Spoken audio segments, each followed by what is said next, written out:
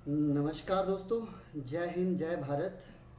आज थोड़ी सी बात करेंगे हम। एक कुछ दिन पहले, आई थिंक महीना भर पहले, महीना डेढ़ महीना पहले एक ऑर्डिनेंस लाई थी बीजेपी की गवर्नमेंट सेंटर में कि जो बीएसएफ है उसकी जो पावर्स हैं वो पहले 15 किलोमीटर तक इंटरनेशनल बॉर्डर जो होता था वहाँ तक थी। अब उसको उन्होंने बढ़ा दिया 50 किलोमीटर तक। तो इससे हुआ क्या कि जो आ, पंजाब में है, पंजाब का भी तकरीबन आप कह सकते हैं कि आधा पंजाब जो है, बॉर्डर डिस्ट्रिक्ट जो भी हैं वो सारे तकरीबन तकरीबन बीएसएफ के अंडर आ गए हैं। विद रिस्पेक्ट टू आप बोल सकते हैं कि जैसे पासपोर्ट इशू करना है या सीज़ करना है, कहीं कोई सर्च ऑपरेशंस करने हैं, उस तरह के जो काम है वो बीएसएफ के पास चले गए हैं। पंजाब में भी थोड़ी सी हाय तौबा मची, और ये हाय तौबा मची ज़्यादा बंगाल में, हमारे वेस्ट बंगाल में। अब हुआ क्या कि वेस्ट बंगाल का तकरीबन 2000 किलोमीटर का जो एरिया है, थोड़ा बहुत आगे पीछे हो सकता है, वो मिलता है बांग्लादेश के साथ। वो ऐसे हिस्सा बनता ना ऐसे करके, हाँ वैसा। तो उस तरह का पश्चिम बंगाल का जो एरिया है वो बांग्लादेश के साथ लगता है, और जहाँ पे बहुत ज़्यादा घुसपैठ होती है, बहुत ज़्यादा इलीगल माइग्रेंट जो हैं वो हमारे देश में आते हैं, और यहाँ पे आके आपको पता ही है गैर कानूनी काम करते हैं वो। मैक्सिमम जितने भी मार काट होती है, लूट पाट होती है, वो वही पकड़े जाते हैं ज़्यादातर, बांग्लादेशी या रोहिंग्या वगैरह।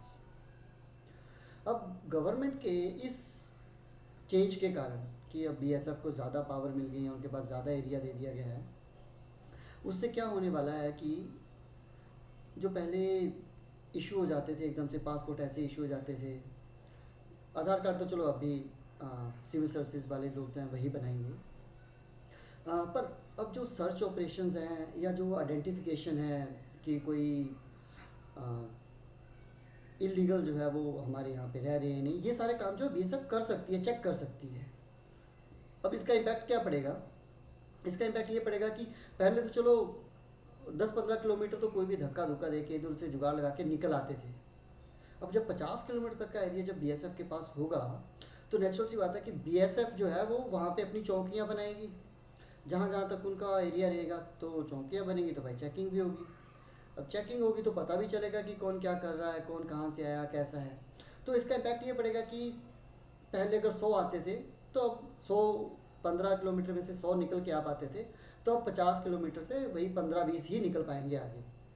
मैं नहीं कहता बिल्कुल रुक जाएगा, क्योंकि भारत है ये, कोई भी चीज़ 100% बंद हो नहीं पाती। जैसे बिहार में शराब है, सरकार ने बंद की है, बट बनती है, लोग पीते हैं, मरते हैं, वो सब हम सबको पता ही है। तो अब इससे एक चीज़ का फ़र्क पड़ेगा कि जो पहले जो टीएमसी के सपोर्टर नहीं थे, बीजेपी के सपोर्टर थे, या जिनके साथ जो बहुत ज़्यादा ज़्यादतियाँ हो रही थी, वी एक्सपेक्ट कि वो थोड़ी रुकेंगी। अब आगे एक और बात कर लेते हैं कि हम लोग सब सोच रहे थे कि जब पोस्ट पोल वायलेंस बहुत ज़्यादा होने लगा तो यार अब सेंट्रल गवर्नमेंट क्या करेगी, क्या सोल्यूशन निकालेगी। तो अगर देखा जाए तो उस टाइम पे हम सोच रहे 356 लगा लो, एकदम से बंद कर दो 6 महीने, थोड़ा सा कस दो सबको। पर होता क्या उसके बाद? फिर से वो जीत जाती है। क्योंकि अगर आप देखें तो वेस्ट बंगाल में ऑलमोस्ट 70% जो है वो हिंदू पॉपुलेशन है, और ऑलमोस्ट 27 to 28, 30% लगा लो, 30% के करीब मुस्लिम पॉपुलेशन है, जो कि एक मुश्त जो है वो टीएमसी को वोट दे रही थी। और अब 30% वोटों से नहीं जीत सकते, नेचुरल सी बात है, बाकी ने भी, हिंदुओं ने भी उनको वोट दिए हैं। तो ये डायरेक्ट पोलराइजेशन जो था वो एक तरफ का था, दूसरी तरफ का नहीं था। पर अगर हम पूरी कहानी को समझे तो अगर गवर्नमेंट उस टाइम पे सोचती कि हम तीन स्टेट बना देते हैं अपने वेस्ट बंगाल की, अगर 3 स्टेट बना भी देते तब क्या इम्पैक्ट पड़ता? तो फिर से वही कहानी होती, मारकाट शुरू होती, लोग बोलते कि नहीं यार हमारा स्टेट तोड़ दिया।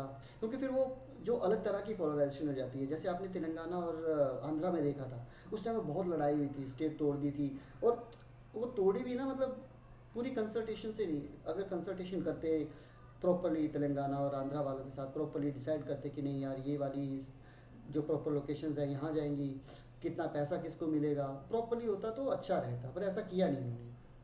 तो वहाँ पे भी काफ़ी रिफ्ट रहा। बट चलो अभी अच्छा है, कम से कम 2 स्टेट अपनी अपनी तरह से अपने आप को ग्रो कर रहे हैं। तो वापस आते हैं हम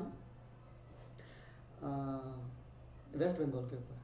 तो वेस्ट बंगाल को बीएसएफ के कंट्रोल में लाने से अब तकरीबन मेरे ख्याल से मेरे ख्याल क्या ऑलमोस्ट 88,000 स्क्वायर किलोमीटर का एरिया है वेस्ट बंगाल का, और 2000 के करीब 2000 किलोमीटर के करीब बांग्लादेश के साथ उनका बॉर्डर लगता है। तो अगर उसको मल्टीप्लाई कर लेते हैं 50 के साथ, तो आपको आपके सामने सामने है कि ऑलमोस्ट पूरे का पूरा बंगाल ही उनके पास आ गया है। और अगर कलकत्ता से भी देखें तो कलकत्ता से आई थिंक 130 या 140 किलोमीटर ही होगा बांग्लादेश। तो वो भी तकरीबन मतलब कि 70 किलोमीटर के तक बांग्लादेश के बॉर्डर से 70 किलोमीटर तक अंदर तक अपना बीएसएफ के पास अब पावर्स हैं। तो ये जो सोल्यूशन निकाला गवर्नमेंट ने, ये सोल्यूशन काफ़ी ज़्यादा अच्छा सोल्यूशन था, रेदर देन कि स्टेट को एकदम से तोड़ देते। और लोगों की देखो नाराज़गी होती है ये, वहाँ की जो वैसे भी अगर चुनावी इतिहास देखें तो वहाँ पे हमेशा मारकाट रहती है। तो एक तरह से उनका वो जिसको बोलते हैं ना कि ब्लड में ही है, चुनाव होना है, पहले लेफ्ट वाले काटते थे, अब टीएमसी वाले काटते हैं। अब पता नहीं अगर बीजेपी वहाँ पे गवर्नमेंट बना लेगी तो बीजेपी वाले भी ऐसा करेंगे, कोई हम कह नहीं सकते। वो उनके वहाँ पे ऐसा ही कहानी है, दिखती है, वो हमेशा से होता है। केरला का भी वही हाल है, वहाँ पे भी ऐसा ही चलता है। पर हम उम्मीद क्या कर सकते हैं कि ये सब ख़त्म हो। डेमोक्रेसी में अगर ऐसे चलेगा तो एक ना एक दिन कोई ना कोई डिक्टेटर बनेगा, और जो डिक्टेटर बनेगा फिर वो क्या करेगा दूसरों के साथ हमें सबको पता ही है। अफ्रीका में काफ़ी डिक्टेटरशिप्स होती हैं, आपने देखा ही होगा। तो अभी तो ये लग रहा है कि ममता दीदी के पर जो है वो काफ़ी हद तक, मैं कतर तो नहीं सकता बोलते हैं कतर दी है, बट काफ़ी हद तक उनको एक बड़े पिंजरे में कैद करने की कोशिश मोदी सरकार ने की है, जिसमें कि वो थोड़ा बहुत उड़ सकती हैं, इधर उधर बोल भी सकती हैं, कुछ लोग भी उनके बीच में ले लिए हैं, पर वो उसके बाहर नहीं जा सकती। जैसे वो बोलती थी ना कि मैं मेरा बंगाल है, मैं ये कर लूँगी वो कर लूँगी, उस तरह की वो जो पावर्स थी पुलिस को किसी भी तरह से यूज़ करने की, वो काफ़ी हद तक ट्रिम कर दी है। और इसका जो इम्पैक्ट है वो आने वाले दिनों में हमें देखने को मिलेगा। तो बस ये थोड़ी सी इन्फॉर्मेशन थी, जो वैसे तो आप लोगों को काफ़ी सब लोगों को पता ही होती है सारी चीज़ें, बट ये है कि मैंने बोला मैं भी शेयर कर दूँ। चलो, अगर आपको अच्छा लगे तो आप इसको लाइक कीजिए, सब्सक्राइब कीजिए। थैंक यू, धन्यवाद, जय हिंद।